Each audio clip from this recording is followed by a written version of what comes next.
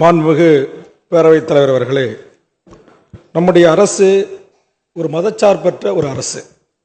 ஆனால் கோவில் சொத்துக்களை எல்லாம் அரசு நிர்வாகத்தின் கீழ் இயங்கி மிகச்சிறப்பாக அந்த பணிகளை மேற்கொள்வதற்கு இந்து அறநிலைத்துறை உருவாக்கப்பட்டது, வரவேற்கிறோம். நம்முடைய மாண்புமிகு தமிழ்நாடு முதலமைச்சர் அவர்கள் தலைமையில் இருக்கிற இந்த அரசுக்கு பெயர் திராவிட மாடல் அரசு. குறிப்பாக பகுத்தறிவு, முற்போக்கு கருத்துக்கள், சமநீதி, சமூக நீதி, பெண் உரிமை, பெண் சமத்துவம், இதை போற்றுகிற ஒரு அரசு. ஆனால் இதில் 3 அம்சங்களை நான் வரவேற்கிறேன். இந்த சட்ட திருத்தத்தில் அர்ச்சகர்கள், தமிழில் அர்ச்சனை செய்கின்ற அர்ச்சகர்களுக்கான பயிற்சி இல்லங்கள் கட்டுவது, ஓதுவார்கள், தேவாரம் திருவாசகம் ஓதுவர்களுக்கான வாய்ப்பு வரவேற்கிறேன்.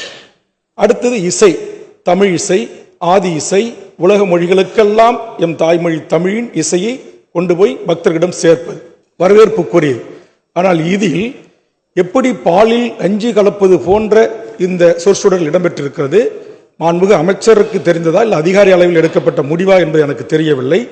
இதில் வேத பாரணயங்கள் சொல்றீங்க. வேதம் என்பது உங்களுடைய கருத்தியலுக்கும் சித்தாந்தத்திற்கும் திராவிட கோட்பாட்டுக்கும் எதிரானது. ரிக்வேதம், அதர்வம், சமர்வேதம் என்ன சொல்லுகிறது? யாகத்திலிருந்து பிறந்தவர்கள் இன்று பல்வேறு கற்பிதங்கள் இருக்கிறது. அதை நாம் அங்கீகரிக்க போறோமா?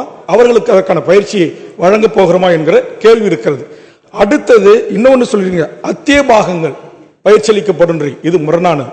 அடுத்தது இந்து மதம், பண்பாடு மற்றும் ஆன்மீகம் மற்றும் அதனுடன் தொடர்புடைய நடவடிக்கைகளை மேற்கொள்வதுன்னு சொல்லிருக்கீங்க. இது உண்மையிலேயே மிகப்பெரிய திராவிட முன்னேற்ற கழகத்தின் மாண்புமிகு அமைச்சர்கள் உள்ளிட்ட 2ஆம் கட்ட தலைவர்கள் பொதுமக்களை சந்திக்கின்ற போது, மேடையில் பொதுமக்களோடு கருத்தை எடுத்து வைக்கின்ற போது மிகப்பெரிய பின்னடைவை நேரிடும். பதில் சொல்வதற்கு மிகப்பெரிய கேள்விகள் எழும்.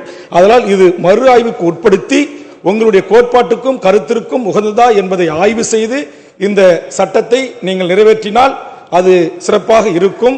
அதனால் என்னுடைய இந்த ஆட்சேபனையை பதிவு செய்து இது மறு ஆய்வுக்கு உட்படுத்தப்பட வேண்டும் என்று கருத்தை பதிவு செய்கிறேன். நன்றி, வணக்கம்.